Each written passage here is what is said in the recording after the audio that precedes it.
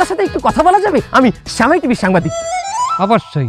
Sir, আমরা জানি আপনি ডক্টর মোহাম্মদ ইউসুফ একজন জাতিসংঘের মহাসচিব, কিন্তু তা হওয়া সত্ত্বেও স্যার আপনি অজপরাগায় আপনি উপজেলা চেয়ারম্যান হয়ে কেন আসলেন স্যার? আসলে আমি যে শুধু জাতিসংঘের মহাসচিব এটাই নয়, আমি এই গ্রামের একজন সন্তান।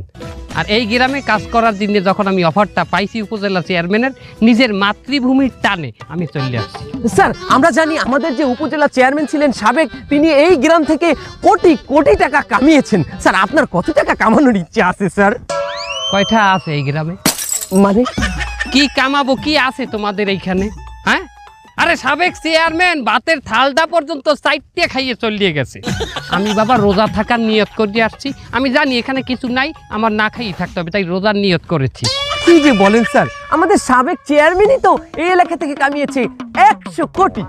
আহ থু, তোমার 100 কোটি টাকাটা আমার কাছে কোনো ব্যাপার না। ব্যাপার এমএ, আমি যখন বাইরের দেশে থাকি 1 থেকে 1.5 সপ্তাহের ভিতর আমার ও টাকা চলে আসে পকেটের ভিতরে। আমার ইনকাম সম্পর্কে ধারণা আছে।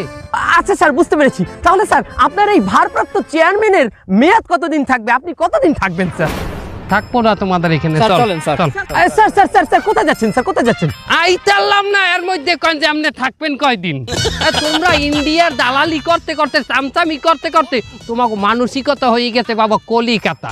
দাদা, আপনি এসছেন, খেয়ে এসছেন না যেয়ে খাবেন? কোনটা দাদা? আর কোনো কথা হবে না, আমি উন্নয়নের কাজে ব্যস্ত, আমার সময়ের মূল্য আছে। I love sir sir sir sir sir I am